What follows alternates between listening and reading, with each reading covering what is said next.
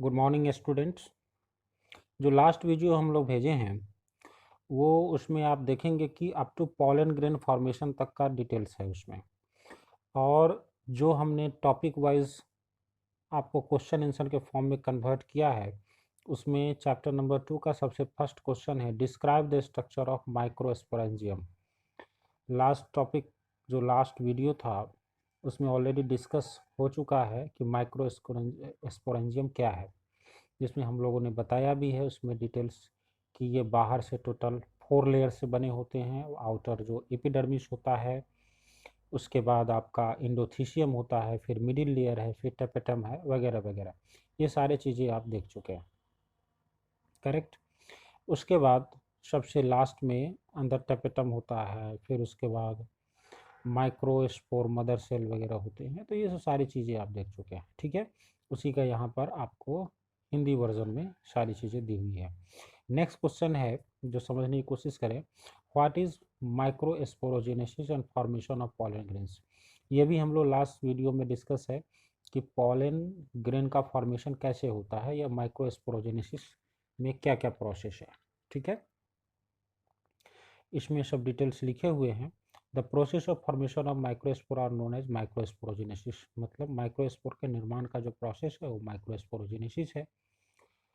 इसमें क्या होता है, each sporogenous cell is capable to give rise to microspore tetrad. जो भी स्पोरोजिनस सेल होते हैं वो डिवाइड होकर के माइक्रोस्पोर टेट्राड का फॉर्मेशन करते हैं, जो आगे चल करके यही पॉलन मदर सेल का फॉर्मेशन करते हैं। और यही पॉलन मदर सेल जो डिप्लॉयड होता है, pollen mother cell is a diploid structure and further divide through meiosis and form 4 haploid microspore. These 4 haploid microspores are arranged in a tetrahedral form that already discussed in last video also. And after maturation, this tetrahedral structure degenerates and form a separate or mature pollen grain already. Okay, इसी का ये हिंदी में है, ये आप समझ लेंगे आसानी से।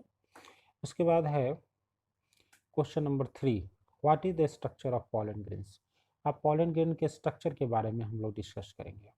यहाँ पर दिया हुआ है कि पॉलन ग्रेन का जो स्ट्रक्चर होते हैं उसकी जो साइज होती है 25 टू 50 माइक्रॉन्स होती है।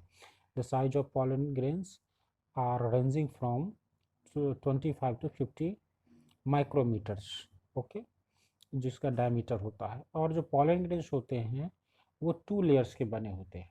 जो सबसे बाहर वाला लेयर होता है उसको एक्जीन कहते हैं, जो अंदर वाला लेयर होता है वो इंटीन होता है। जो आउटर वॉल होता है that is made up of sporopollenin. Actually ये very hardest material.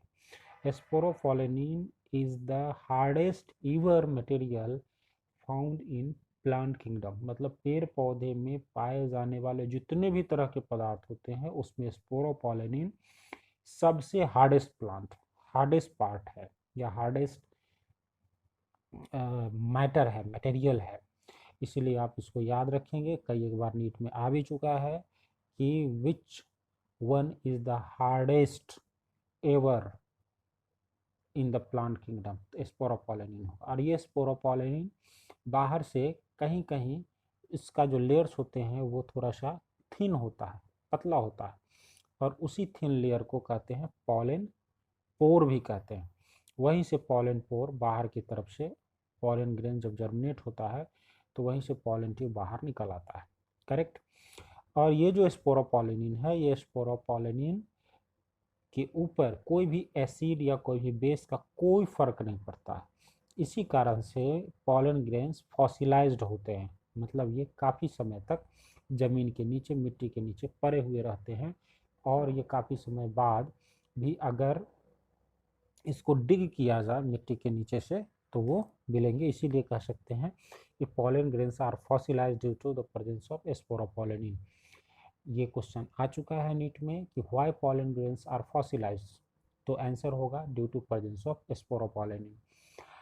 Next one is the intine. Intine is the innermost layer. Intine is made up of cellulose and pectin, ठीक है। और जो पॉलन ग्रेन्स होते हैं उन पॉलन ग्रेन्स होते हैं वो पॉलन ग्रेन्स आउटर साइड से प्लाज्मा मेम्ब्रेन से अटैच हो प्लाज्मा मेम्ब्रेन के द्वारा सराउंडेड होते हैं। और यह जो सेल होते हैं पॉलन ग्रेन, इसमें 2 टाइप्स के सेल्स होते हैं, that is one vegetative cell, another is generative cell. जो वेजिटेटिव सेल्स होते हैं वो साइज में बिगर होते हैं और उसमें एबंडेंट होता है, फूड रिजर्व्स होते हैं, और ये थोड़ा सा लार्ज शेप्ड होते हैं एक्चुअली। और जो जनरेटिव सेल होते हैं वो स्मॉल होते हैं, और वह वेजिटेटिव सेल के साइटोप्लाज्म में जनरेटिव सेल पाए जाते हैं, करेक्ट। और इसका जो न्यूक्लियस होता है एक्चुअली स्पिंडल शेप्ड होते हैं, और उसमें डेंस साइटोप्लाज्म होते हैं, सिंगल न्यूक्लियस का बना होता है। Almost all angiosperms, approx 60% of the angiosperms होते हैं, उसमें पॉलन ग्रेन 2 सेल्ड स्टेज में शेड होते हैं, मतलब गिरते हैं। जब डेहिसेंस होता है, जब एंथर फटता है, तो उस समय जो पॉलन ग्रेन्स निकलते हैं उसमें 2 सेल वाली स्टेज होती है। इसके 60% के अलावा जो कुछ बचे हुए स्पीसीज हैं उसमें 3 सेल्ड स्टेज पाए जाते हैं। अब 3 सेल्ड स्टेज कौन होगा? जिसमें 2 सेल, जो 2 सेल होते हैं वो आपके वेजिटेटिव जनरेटिव हो जाएंगे और 1 वेजिटेटिव होंगे, करेक्ट। जिसमें 2 हो जाएंगे आपके जनरेटिव जो कि डिवाइड होते हैं और मेल गैमेट का फॉर्मेशन करते हैं या मेल न्यूक्लियस का फॉर्मेशन करते हैं। वहीं whereas generative cell remain as single, and hence the total number of cells are the 3, hence it is known as the 3 celled stage.